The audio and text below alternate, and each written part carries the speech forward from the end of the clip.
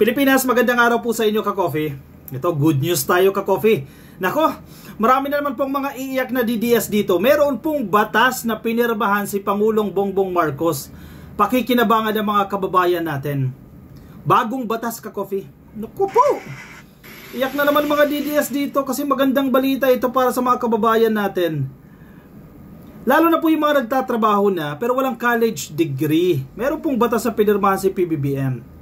Para po sa inyo yan. Sige, itag nyo na ka-coffee yung nanay ninyo, yung tatay ninyo, yung kapatid ninyo na nagtatrabaho na, nasa profession na sila. Ang alam ko dito, 5 years and above na nagtatrabaho na sila, pero wala silang college degree. Pwede silang magkaroon ng college degree. Yung inaasam nilang college degree, makukuha na nila sa pamamagitan ng batas na ito na pinirmahan ni Pangulong Bongbong Marcos. Headline po ng Manila Bulletin, PBBM signs law allowing qualified Pinoys to earn degrees via non-traditional means. O hindi the usual, no? Kasi ang typical kasi pagka-graduate mo ng college o ng senior high school, pagka-graduate mo ng high school or senior high school, mag-enroll ka ng college para makakuha ka ng degree. Usually 4 na taon 'yan. 'Di ba? Yung iba sa ating mga kababayan, syempre, inuna na yung pagtatrabaho, syempre may limitasyon din. Hindi naman makapag-aral, no, kulang sa budget, inuna na yung trabaho. Pero kung tutusin, mas matatalino sila doon sa graduate. Aminin na natin sa totoo yan, sa hindi.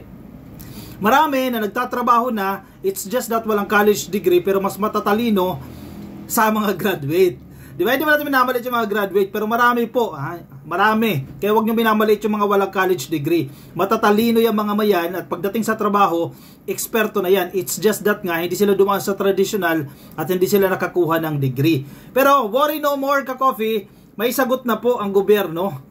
Good news ito ka-coffee. Sige, ano yung nilalaman ng batas na yan para matag nyo na yung mga kamag-anak ninyo? Marcos signs law allowing qualified Pinoys to earn degree via non-traditional means. Ano ito ka-coffee? Sige, basahin natin. President Marcos has signed the measure enabling Filipinos, especially working professionals. Ito, that's the keyword ha. Yung mga working professionals to earn college degree without formal classroom study for career advancement.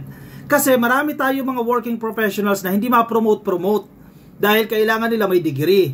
Siyempre, lamang yung may mga college degree, yun ang i-prioritize para ma-promote. Pero kung pag-uusapan nga yung galing, yung skills nila, pagdating sa trabaho na yan, yung skill sets nila, kumpletong-kumpleto na. Mga magagaling na, mga bihasa na. Yun na lang, kulang na lang talaga ng college degree. Parang sa gobyerno, di ba? Maraming mahuhusay na dapat ma-promote. Ang problema, walang civil service eligibility. Diba? Isa din yan eh. Dapat, kasi tapos na yung Rasul Bill, diba? Na dati, basta length of service lang, pwede mong gawing panlaban yan para makakuha ka ng eligibility. Kaso, tapos na yung Rasul Bill na yan. So, sana ngayon, may binubuhay silang batas ngayon na para ma-compensate yan ng years of experience, diba? Kasi para din sa kababayan natin, ongoing na rin po yan, pinaprocess na yan. Anyway, balik tayo dito sa education program. Marcos signed Republic Act number 12124. Yan po yung number ha, i-search ninyo. Republic Act number 12124 or the Expanded Tertiary Education Equivalency and Accreditation Program or ETIAP Act on Monday, March 3. The ETIAP, tama ba ang basa ko dito? ETIAP, ETEEAP. ETIAP Act will identify, ito yung gagawin ng batas na yan, will identify, assess, ibig sabihin, magkakaroon ng assessment, i-check, diba? Parang exam, no? Magkakaroon ng assessment, i-validate, and assign equivalent undergraduate level and special graduate programs of prior learning from formal, non-formal, and informal learning systems and relevant work experiences to qualified individuals for the grant of appropriate academic degrees. Uy, maganda ha? Halimbawa, sige, nagtatrabaho ka, let's say nasa TV network ka, wala kang college degree.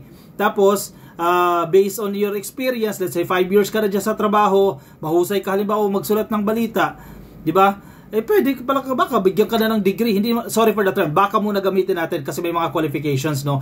Bigyan ka na ng mass communication degree or journalism degree, di ba? Na hindi ka nadadaan sa classroom studies.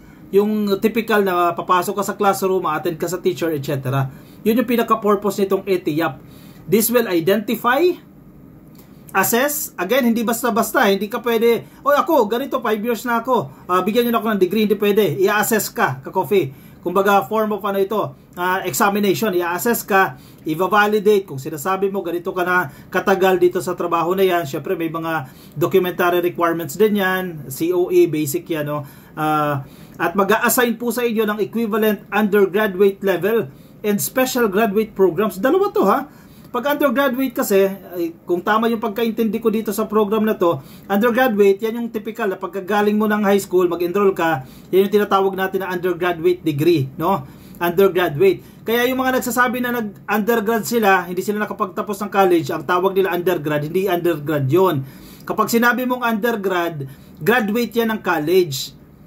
Nagigets ninyo yung punto, ka-coffee? Hindi ibig sabihin ng undergrad, hindi nakapagtapos ng college. Kapag sinabing undergrad, tapos siya ng college. Tapos graduate, pag nagmasteral na yan, ka-coffee.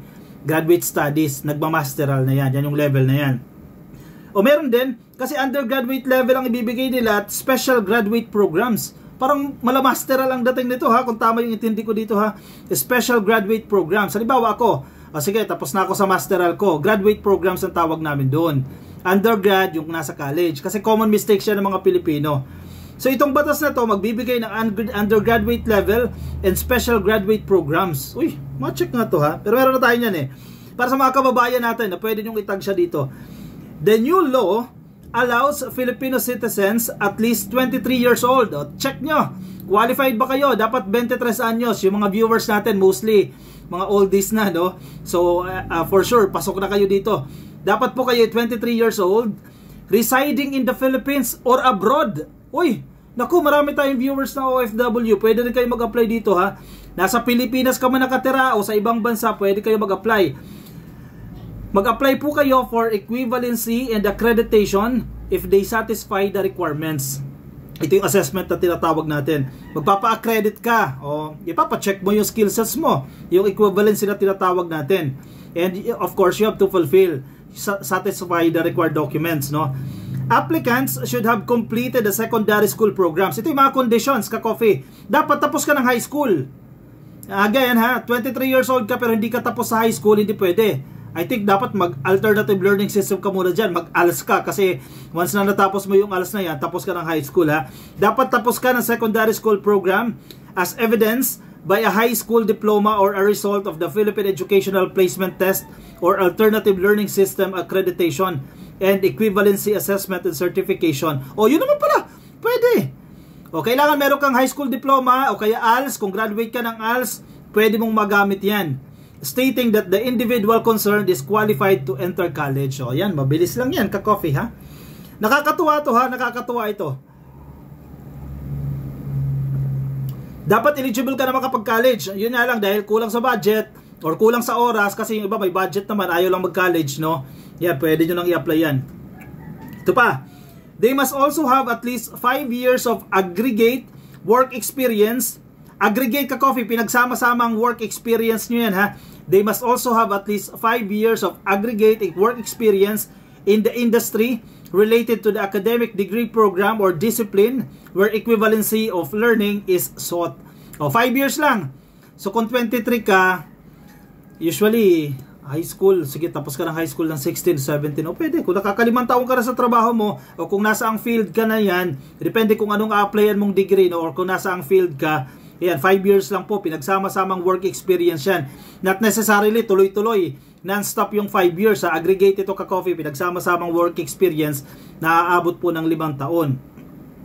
The Commission on Higher Education will serve as the lead agency in implementing the ETIAP. Tama ba? ETIAP ba yan? ETEAP. ETIAP. Sige, ETIAP na lang for convenience, ha. O, CHED po ang mamumuno dyan. Siyempre, bagong batas lang ito, ang IRR, Implementing Rules and Regulation, kailangan pang plansyahin yan. Of course, it has to be published then para mag-take effect na yan. Its functions include deputizing higher education institutions with academic degrees to be open for the ETIAP developing standards for a diversified mode of assessing skills, values, knowledge, and level of competence, and granting or revoking HES authority to implement the ETIAP. Okay. So, malamang sa malamang, since magde-deputize, ibig sabihin, i-authorize na yung higher educational institutions na mag-assess, kumbaga, Parang TESDA, di ba? Parang accredited dapat yung higher educational institutions na yan. Let's say, si University A, yan, may accredited sila, dineputize sila, ibig sabihin, binigyan sila ng authority ng CHED na pwede silang mag-implement itong programa. So parang ganyan ang magiging sistema niyan. Again, hindi pa masyadong malinaw yung paano proseso kasi bagong batas lang po yan. Nasa IRR po yung mga details niyan. Pero I think sa higher educational institutions ninyo maa-avail yan. Pero hindi na kayo papasok. The usual na papasok ka sa classroom, no? The CHED is also tasked to monitor and evaluate the implementation of the ETIAP by deputized HEIs or higher educational institutions, convening broad-based and interagency consultation meetings and setting standard fees and other administrative charges for accreditation that will contribute to ETIAP's special discount. So medyo may bayad ka, Coffee. Hindi libre ha, pero kasino ba naman yan? Kahit magbayad ka ng 10,000 dyan eh. Diba? As compared kung mag-college ka, magkano ang tuition fee? 50,000 per semestre. O ilang taon ka dyan? O sa isang taon, unless nasa government schools ka, libre ka, Coffee, no? Pero yung baon mo araw-araw, malaking gastos din yan. Pero ito malaking bayad, kahit magbayad ka nga ng 5,000, 10,000, not bad na yan. Pero feeling ko naman hindi naman tataas ng 10,000 yan or 20,000 yan. Magkakaroon ka na ng degree.